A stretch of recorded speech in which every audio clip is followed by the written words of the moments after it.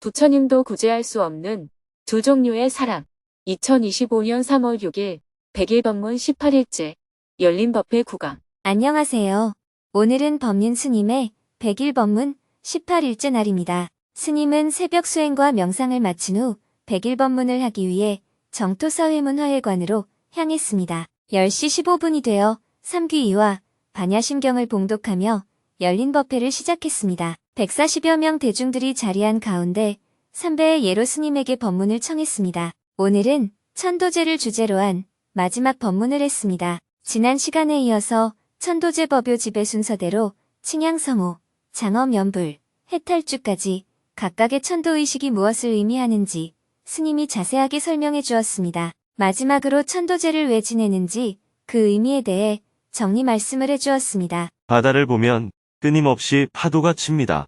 파도 하나하나를 보면 마치 생겼다가 사라지고 생겼다가 사라지고를 반복하는 것처럼 보입니다.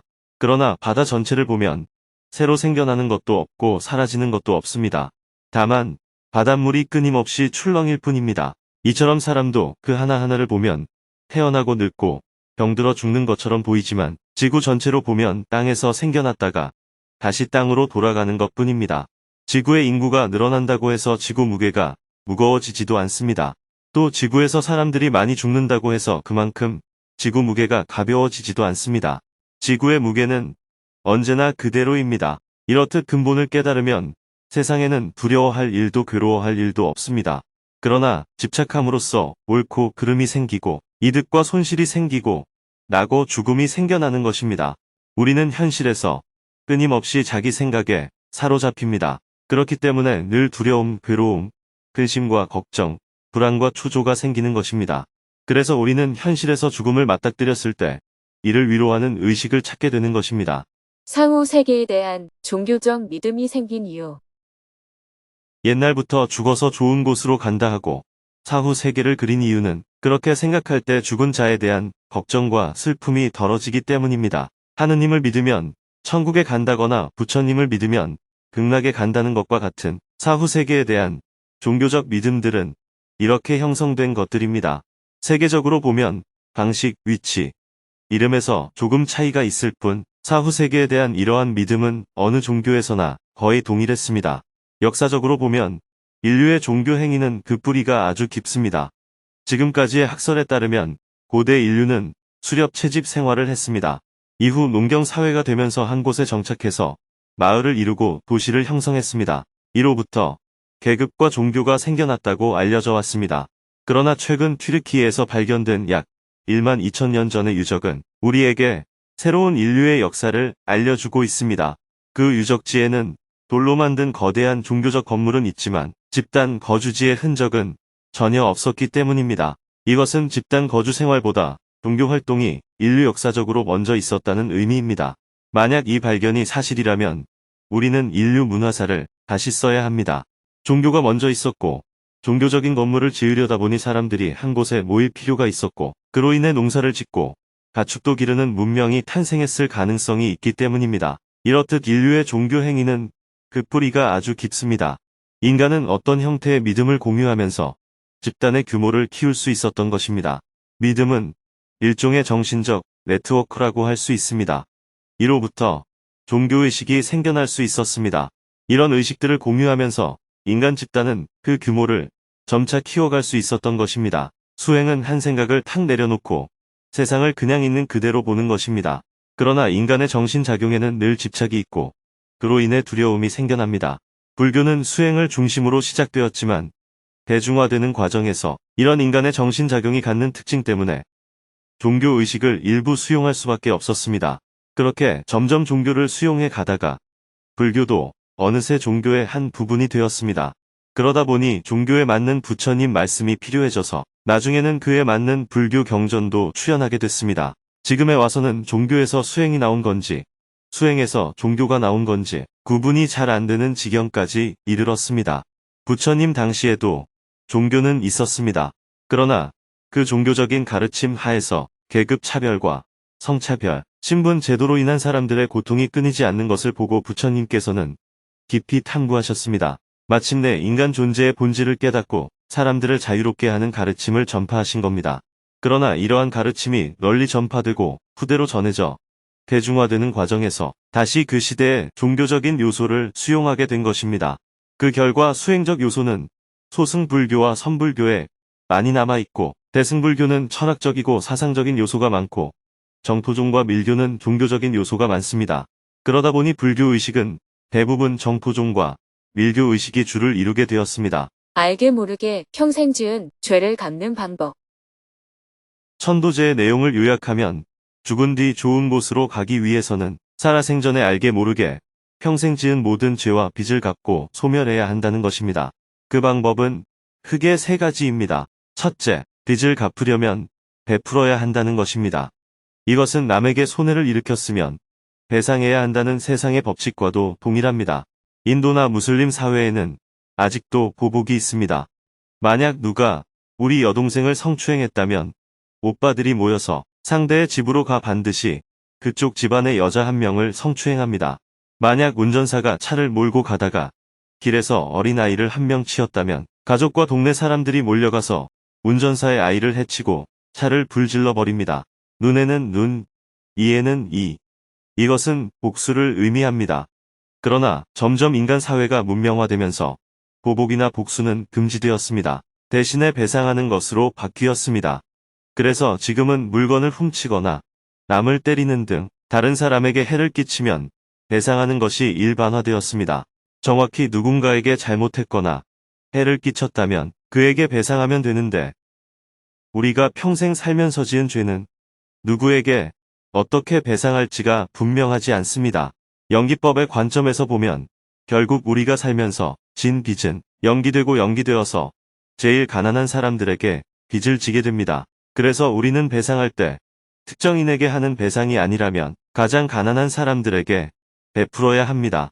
부처님께서 타인의 불행 위에 자신의 행복을 쌓지 말라, 배고픈 자에게 음식을 공양해서 배불리 먹게 하고 병든 자에게 약을 주어서 병을 낫게 하라, 이렇게 말씀하신 것은 이와 같은 이유에서입니다. 옛날에는 가난한 사람들은 늘 배가 고팠기 때문에 그들에게 음식을 베풀어 먹이는 것이 최고의 공덕으로 여겨졌습니다. 그래서 제를 지낸다는 것은 곧 음식을 베푸는 행위를 의미했습니다. 그러나 오늘날에는 음식이 풍족하여 많이 준비해도 먹을 사람이 없는 경우가 많습니다. 그래서 정토회에서는 먼 나라의 가난한 이들에게 음식을 베풀게 된 것입니다. 제비는 이렇게 베푸는 것이기 때문에 여러분이 내고 싶은 만큼 내면 됩니다. 10만 원을 내든 100만 원을 내든 내고 싶은 만큼 내는 것입니다. 그 돈은 세계 어려운 지역에 가난한 사람들에게 쓰입니다. 우리나라에서는 요즘 같으면 1인당 5,000원은 있어야 한 끼 식사를 해결할 수 있다면 인도에서는 1인당 500원만 있어도 한 끼를 먹을 수 있습니다. 같은 돈이 우리나라에 있을 때보다 인도에서 10배의 효과를 내는 것입니다. 이것이 바로 성경에 나오는 오병이어의 기적입니다. 이렇게 효과가 크기 때문에 천도제를 지낼 때는 제비는 보시하도록 하는 것입니다. 그러나 영단에 올리는 음식은 본인이 차리고 싶으면 차리고, 그렇지 않으면 차리지 않아도 됩니다. 과일을 10상자 가져왔는지 1상자 가져왔는지 이런 것은 논할 일이 아닙니다. 그래서 제 지내는데 돈이 얼마 든다, 이런 말은 할 필요가 없는 말입니다. 보시는 별도로 하고, 음식은 차리고 싶으면 차리고, 차리고 싶지 않으면 안 차리면 되는 것입니다. 그래서 불교에서는 제를 지낸다고 할 때 제사 제를 쓰지 않고 베풀 제를 쓰는 것입니다. 이렇게 베풀면 그 공덕으로 돌아가신 분이 좋은 곳으로 가게 된다는 의미입니다. 둘째, 참회를 해야 합니다. 배상을 충분히 해도 본인이 반성하지 않으면 용서가 되지 않습니다. 돈을 아무리 많이 내더라도 본인이 성추행하거나 사람을 때려놓고는 얼마 주면 되는데 돈으로 갚아줄게 이러면 화해가 될까요? 그렇기 때문에 반드시 본인이 잘못했다는 걸 깨닫고 참회해야 합니다. 본인이 반성하는 것이 제일이지만 그렇지 못하다면 대신 부모라도 가서 잘못했다고 빌어야 합니다. 그러나 누군가 대신 참회를 했어도 본인이 내가 뭘 잘못했냐 하고 큰 소리치면 소용이 없습니다. 그래서 본인이 깨닫는 것이 가장 중요합니다. 이를 위해서 법문이 있는 것입니다. 천도제를 지낼 때마다 큰 스님이 법문을 해주지는 못하기 때문에 천도 의식의 대부분이 법문으로 되어 있는 것입니다. 셋째, 기도를 해야 합니다. 단박에 깨달으면 좋지만 깨닫기까지는 시간이 걸립니다. 그래서 그 전까지는 불보살의 원력으로 잠시나마 고통을 면해달라고 하는 게 기도입니다. 그래서 천도제의 의식에는 기도가 많이 들어 있습니다. 천도제는 큰 틀에서 이렇게 세 가지로 짜여 있습니다. 죽음을 맞이해 괴로운 우리의 마음을 위로하는 종교의식이라고 할 수 있습니다. 자꾸 부처님의 법에 맞는지 따지려고 하면 안 돼요. 이런다고 죄가 없어집니까? 이렇게 따지려면 죄를 안 지내면 됩니다. 그러나 정포회에서는 가능하면 부처님 법에 크게 어긋나지 않도록 수행적 관점을 담아서 천도제를 지내고 있습니다. 그에 따라 여러분이 내는 제비는 세계에서 가장 가난한 사람들을 돕는 일에 사용하고 있습니다. 이로써 3번에 걸쳐 진행된 천도제에 대한 주제 강연을 모두 마쳤습니다. 법문이 끝나고 대중들은 모둠별로 모여 마음 나누기를 했습니다. 사홍서원을 한 후 12시가 다 되어 열린 법회를 마쳤습니다. 스님은 지하 1층 공양관으로 이동하여 손님과 점심 식사를 했습니다. 새만금을 살리기 위해 삼보일배를 하고 한반도 대우나 백지화를 위해 오체투지에 나서며 길바닥을 법당 삼아 환경운동을 이끌어 오신 수경 스님이 찾아와 반갑게 인사를 나누고 대화를 나눴습니다. 수경 스님은 환경과 생태 문제 해결에 매진하는 환경단체와 환경운동가를 지원하고 사회적 약자들을 돕는 봉사단체인 세상과 함께에서 보이지 않게 묵묵히 생태환경운동을 이어가고 있었습니다. 식사를 마치고 차담을 나눈 후 다음 만남을 기약했습니다. 오후 2시 30분에는 북한 문제 전문가들이 평화재단을 찾아와서 스님과 대화를 나누었습니다. 트럼프 대통령의 등장으로 북미 관계가 어떻게 전개될 것인지 예상하고 그 속에서 평화재단은 어떤 역할을 하면 좋을지 많은 이야기를 나누었습니다. 손님들과 연달아 미팅을 하고 나자 해가 저물었습니다. 저녁 7시 30분에는 저녁반 회원들을 위한 열린 법회 제구강을 시작했습니다. 3층 설법전에는 직장에서 퇴근하고 달려온 110여 명의 대중들이 자리했습니다. 저녁 열린 법회에서는 어제에 이어서 화엄경의 핵심 교의를 담고 있는 법성계를 주제로 마지막 3번째 강의가 이어졌습니다. 우보익생, 만허공, 중생수기, 득이, 중생 돕는 보배의 비, 허공 가득 내려오면 이 문장은 중생을 이롭게 하는 보배의 비가 허공에 가득히 내리는데 중생들은 자신이 가진 그릇에 따라 제 이익을 얻어간다는 의미입니다. 하늘에서 비가 내리는데 작은 그릇을 들고 서 있으면 빗물이 적게 담기겠지요. 큰 그릇을 들고 서 있으면 빗물이 많이 담길 것입니다. 이렇듯 자신의 그릇에 따라서 빗물을 얻어간다는 의미입니다. 그런데 한 방울도 못 얻어가는 사람이 있는데 바로 바가지를 거꾸로 들고 있는 사람입니다. 큰 그릇이든 작은 그릇이든 거꾸로 들고 있으면 단 한 방울도 얻어갈 수가 없습니다. 부처님도 구제할 수 없는 두 종류의 사람. 여기서 바가지를 거꾸로 들고 있는 사람에는 두 종류가 있습니다. 하나가 안다 병에 걸린 사람이고 다른 하나가 모른다 병에 걸린 사람입니다. 이 두 종류의 사람은 부처님이 오셔도 구제할 수가 없다고 말합니다. 첫째, 왜 모른다는 병에 걸릴까요? 우리는 보통 무언가를 두고 얘기하다가 몰라 이렇게 말할 때가 있습니다. 모른다고 해서 좀 더 설명을 해주면 모른다니까 하고 더 강조해서 말합니다. 이것이 일명 모른다는 병이에요. 이때 모른다는 말이 정말 몰라서 모른다는 말일까요? 듣기 싫다는 말일까요? 듣기 싫다는 말입니다. 표현은 모른다고 하지만 결국은 듣기 싫다는 말이에요. 듣기 싫다 하는 생각에 딱 사로잡히면 어떤 말도 더 이상 들리지 않습니다. 눈이 있어도 안 보이고 귀가 있어도 안 들립니다. 이것을 사로잡힌다라고 말합니다. 싫은 생각에 딱 사로잡히면 보이지도 들리지도 않습니다. 위대하신 부처님이 바로 옆에 와도 안 보여요. 부처님이 아무리 많은 방편으로 인연을 나투어도 그것이 부처님인 줄을 모릅니다. 부처님 당시에도 부처님을 못 알아보는 사람이 있었습니다. 바로 부처님의 아버지인 정반왕입니다. 정반왕은 오직 내 아들이라는 한 생각에만 사로잡혀서 부처님을 알아보지 못했습니다. 그래서 정반왕과 부처님 사이에 전해 내려오는 이야기들을 보면 오직 아들에 대한 관심을 표현하는 내용만 나옵니다. 정반왕이 부처님에게 직접적으로 물어볼 때나 다른 사람을 통해 부처님이 어떻게 지내는지 물어볼 때 부처님이 무슨 법을 설하더냐 하고 물어본 적이 한 번도 없었어요. 항상 어떤 것을 먹고 지내는지, 잠은 어떻게 자는지, 옷은 뭘 입었는지, 주위에 어떤 사람이 같이 있는지, 이런 것들만 물었습니다. 당시 석가족의 머리를 깎아주던 이발사였던 우파리 존자도 부처님의 법문을 듣고 깨달음을 얻었고, 참여받던 여성들도 부처님의 법문을 듣고 깨달음을 얻었습니다. 그런데 나라에서 제일 높은 지위를 가진 정반왕만 깨닫지를 못했습니다. 그래서 어느 날 제자들이 부처님께 여쭈었습니다. 우리가 제일 존경하고 어쩌면 제일 먼저 깨달음을 얻었을 정반왕이 이 법을 이해하지 못하는 이유가 무엇입니까?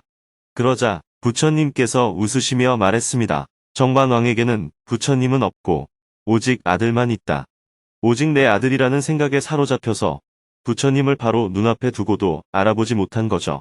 정반왕을 제외하고 부처님의 새어머니, 부인, 아들, 동생 등 모두가 부처님의 법을 듣고 법에 눈이 뜨였습니다. 이분들은 나중에 출가해서 훌륭한 수행자가 되었습니다. 상대의 말을 귀담아 듣지 않게 되는 이유. 둘째, 왜 안다 병에 걸릴까요? 우리는 대화를 나누다가 알았어요.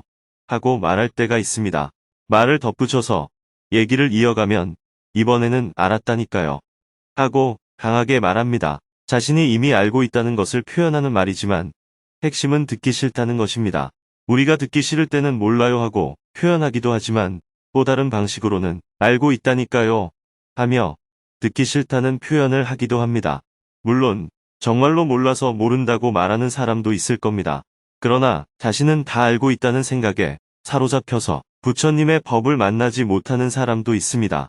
그 한 예로 경전에 이런 이야기가 나옵니다. 한 브라만이 부처님께 무엇을 두고 청정한 것이라 할 수 있습니까? 하고 묻자 부처님께서 마음이 청정한 것을 두고 청정한 것이라고 한다 하고 말씀하셨어요. 그러자 브라만은 흥 하고 가버렸습니다. 자신이 이미 알고 있는 답과 달랐기 때문입니다. 여러분들도 속내를 들여다보면 저한테 질문할 때 자신이 스스로 답을 갖고 있으면서 묻습니다. 답변이 자기 생각하고 안 맞으면 귀담아 듣지 않습니다. 상대에게 무언가를 물을 때는 일단 본인의 생각을 내려놓고 귀를 열어야 합니다. 그런데 이미 귀를 닫고 있으니 다른 사람의 말이 들리지 않는 겁니다. 그래서 안다 병에 걸린 사람은 곧 교만한 사람을 말합니다. 교만한 사람은 부처님이 설법을 해도 구제하기가 어려워요. 사실은 많이 알고 적게 아는 것이 핵심 원인이 아닙니다. 듣기 싫다 하는 자기 생각에 사로잡혀 있을 때 이런 현상이 일어나는 것입니다. 핵심은 듣기 싫다 하는 마음이지만 모른다라는 말로 방패막이를 삼는 거예요. 그리고 나는 이미 알고 있다 하는 생각이 전제가 되면 상대의 말이 아예 안 들리게 됩니다. 그런 사람들은 하늘에서 아무리 보배의 비가 내려도 하나도 담지 못합니다. 바가지를 거꾸로 들고 있기 때문입니다. 대부분의 사람들도 자기가 들리는 만큼만 이해할 수 있습니다.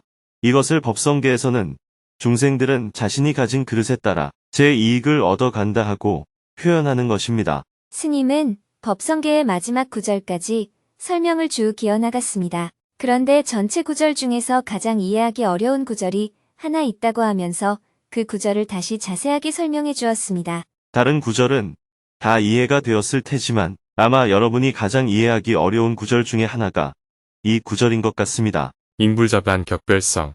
혼잡하지 않으면서 경계지어 이뤄진다.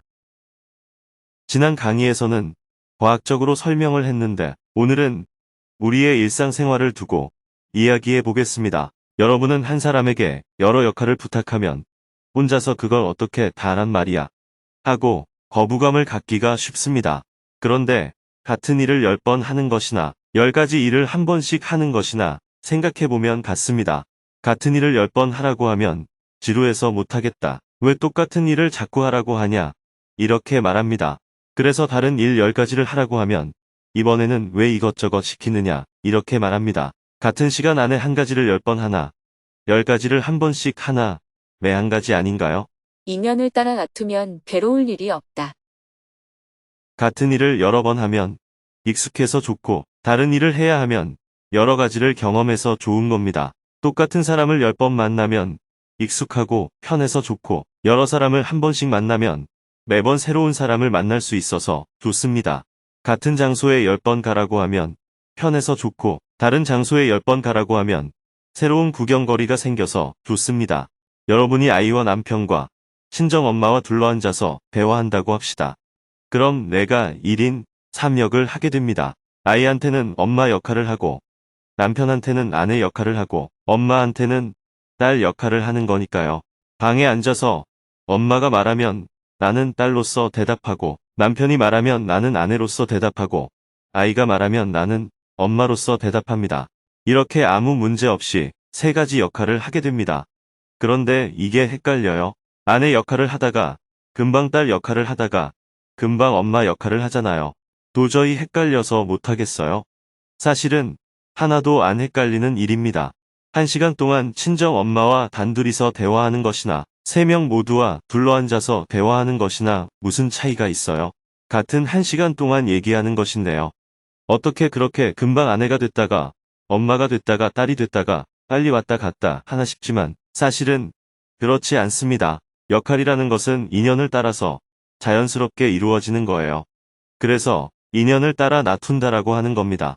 여러분이 엄마가 됐다가 딸이 됐다가 아내가 됐다가 하는 일에는 아무런 번잡함이 없습니다.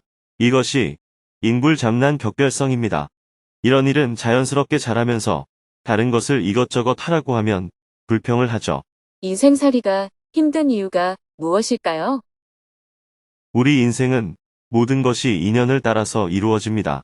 나를 아내라고 고정 지으면 딸 역할이나 엄마 역할을 하기가 어렵습니다. 나를 엄마라고 고정 지으면 딸 역할이나 아내 역할을 하기 어렵고요. 사실 나는 그 무엇도 아닙니다.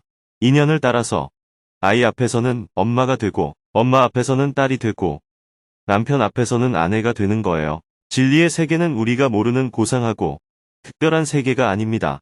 진리의 세계란 바로 실제의 세계입니다. 실제로 우리는 이렇게 살고 있는 겁니다. 나는 이것이 다라고 고집하는 것은 망념의 세계입니다. 사는 게 힘이 드는 이유는 나는 이것이 다라고 고집하기 때문입니다. 사는 게 뭐가 그렇게 힘들겠어요? 아침에 일어나는 게 힘들어요? 매일 자는 게 힘들어요? 자다 일어나는 게 힘들어요? 밥 먹는 게 힘들어요? 밥 만드는 게 힘들어요? 청소하는 게 힘들어요? 뭐가 그렇게 힘들어요? 사실은 싫은 마음에 사로잡히기 때문에 힘이 드는 겁니다. 어느 날 제가 의사 선생님을 만났는데 환자가 많다고 막 불평을 하는 거예요. 밥 먹을 시간도 없고 잠잘 시간도 없는데 사람들이 별로 아프지도 않으면서 자꾸 찾아옵니다. 이렇게 하소연을 했습니다. 그런데 환자가 안 오면 안 온다고 또 불평을 해요. 의사가 되어서 환자가 없다고 불평하는 것은 사람들이 왜 안 아프지? 좀 아파라 하는 말과 같잖아요. 이것을 진짜 의사라고 할 수 있을까요? 진짜 의사라면 사람들이 안 아프면 기뻐해야 하지 않겠어요? 남이 아파야 내가 할 일이 있는 거라면 나를 위해서 누군가는 아파야 하는 거잖아요. 누군가 아프니까 내가 할 일이 생기는 것이지 왜 나를 위해서 누군가 아프기를 바라냐는 거예요. 환자가 없으면 독서를 하든 명상을 하든 청소를 하든 자기 일을 하면 됩니다. 또 환자가 오면 나를 필요로 하는구나 하고 밥 먹는 시간을 제외하고 일을 하면 됩니다. 잠자는 시간을 좀 줄이고 늦게까지 일을 하면 또 어때요? 내가 그만큼 필요하고 유용하다는 의미인데요. 우리는 늘 자기를 중심에 두고 있습니다. 인연을 따라서 몸을 놔두는 것이 아니라 뭐든지 자기 생각으로 해요. 말 한마디를 해도 그렇습니다. 이거 먹어라 하면 귀찮아하고 먹으라는 말을 안 하면 또 섭섭해합니다. 이렇게 상대의 요구에 맞추는 일은 매우 어려운 일입니다. 그래서 결혼이 어려운 거예요. 한 사람에게 맞추기도 그만큼 어렵습니다. 말이 한 사람이지 100가지 1000가지 만가지를 맞춰야 되는 거예요. 남이라면 좀 덜 맞추거나 굳이 안 맞춰도 되는데 서로 좋아한다는 명분 아래 100가지를 다 맞추라고 하는 게 결혼입니다. 어떻게 사람이 100가지를 다 맞출 수가 있겠어요? 가장 쉬운 길. 상대가 하자는 대로 해보기. 하지만 맞추려는 마음을 가지면 사실 맞추기는 쉽습니다. 그냥 상대방이 하자는 대로 하면 됩니다. 먹겠다고 하면 주고 안 먹겠다고 하면 안 주면 돼요. 달라고 해도 그거 먹으면 안 돼 하면서 안 주고 안 먹겠다고 하는데 먹어라, 먹어 하니까 일이 많은 거예요. 이 컵을 한번 보세요. 가만히 있잖아요. 제가 이 컵을 들고 마셔도 안 돼요. 이런 소리를 안 합니다. 이렇게 법문을 하느라 1시간 내내 안 쳐다봐도 불평 한마디 안 해요. 우리는 늘 자기 생각대로 하려고 하기 때문에 머리가 복잡한 겁니다. 자기 생각을 내려놓고 인연을 따라 놔두어 보세요. 남편에게 이것 좀 드세요 했는데 안 먹겠다고 하면 알았습니다. 하면 됩니다. 왜 안 주느냐 하고 불평을 하면 여기 있습니다. 죄송합니다. 이렇게 하면 됩니다. 그렇게 인연을 따라 놔두는 경험을 해보시기 바랍니다. 보살의 첫 번째 단계가 상대의 아픔을 내 아픔으로 여기는 대비심을 갖는 것이라면 인연을 따라 놔두는 것은 보살의 마지막 단계입니다. 경전에 있는 수많은 말들이 결국은 이 얘기를 하기 위해서입니다. 그러니 인연을 따라 놔두는 마음을 가져보시기 바랍니다. 오늘은 강의가 일찍 끝나서 그동안 배운 내용 중에 궁금한 점이 있는지 질문을 받았습니다. 2명이 손을 들고 질문을 했습니다. 안다 병과 모른다 병이 수행에 장애가 된다고 하셨는데 어떻게 하면 안다 병과 모른다 병을 고칠 수 있을까요? 정신현상이 생명현상과 물질현상에도 영향을 주게 되는 경우가 있다면 어떤 경우에 그럴 수 있을까요? 질문에 대해 답변을 하고 난 후 스님이 정리 말씀을 해주었습니다. 어떤 결과가 있기 위해서는 반드시 원인이 있습니다. 그 원인을 생각하지 못하기 때문에 요행을 바라게 되는 겁니다. 필연과 우연의 차이가 뭘까요? 일어나는 일의 원인을 알면 필연이고 모르면 우연입니다. 우연과 필연이 따로 있는 것이 아니에요. 하지만 우리가 세상을 다 알 수 없다 보니 우연이나 필연이 생기는 겁니다. 내가 뭐든지 다 할 수 있다고 생각하면 안 됩니다. 내가 선택하는 것도 있고 선택을 당하는 것도 있는 겁니다. 주어진 조건을 수용해야 할 때도 있는 것입니다. 예를 들어 비가 온다면 내가 선택해서 비가 오고 안 오고 할 수 없는 것과 같습니다. 이처럼 자연에 적응하는 것도 내가 주어진 조건을 수용하는 것에 해당해요. 다만 우산을 쓰고 안 쓰고를 내가 선택하는 것처럼 좁은 범위에서는 선택할 수 있는 여지가 있는 것이지요. 그것처럼 우리의 인생은 큰 틀에서 보면 어느 정도 정해져 있습니다. 그래서 운명이 정해져 있다는 말이 틀린 말은 아니에요. 예를 들어 너의 수명은 154를 못 넘겨라고 하면 맞는 말입니다. 너 가끔 아프다가 다시 괜찮아졌다가 또 아플 거야. 이것도 맞는 말이죠. 이렇게 큰 틀에서는 정해져 있어요. 그러나 세세하게 들어가면 우리의 자유의지가 작용합니다. 그렇다고 모든 것이 다 자유의지이거나 모든 것이 다 운명이라고 생각하는 것은 잘못된 생각입니다. 불가능한 일도 있기 때문이에요. 망태기를 들고 달을 따러 간다고 해서 달이 내 의지대로 따질까요? 우리가 할 수 있는 일은 어떤 범위 내에 있는 것입니다. 모든 것이 내 뜻대로 되는 건 아니라는 겁니다. 내가 원하는 대로 세상을 다 바꿀 수 있다는 말은 마왕이 하는 말입니다. 부처님께서는 어떤 일이 일어나도 거기에 구애받지 않는다라고 하셨습니다. 그것이 자유자재하다라는 말의 의미입니다. 능인해인 삼매 중 번출여의 부사의 석가모니 부처님의 해인 삼매 가운데 우리는 항상 내 생각으로 글을 읽으니까 이런 구절을 보면 부처님은 뭐든 마음대로 하실 수 있구나라고 생각하는 겁니다. 이 구절은 어떤 일이 일어나도 거기에 구애받지 않는다는 뜻입니다. 이로써 3번에 걸쳐 진행된 법성계에 대한 주제 강연을 모두 마쳤습니다. 법문이 끝나자 대중들은 모든 별로 모여 마음 나누기를 하고 스님은 설법전을 나와 정토회관으로 향했습니다. 내일은 100일 법문 19일째 날이고 부처님이 출가한 날을 기념하는 출가제일입니다. 오전에는 출가제일 기념 특별법회를 하고 저녁에는 금요 즉문즉설 강연을 할 예정입니다.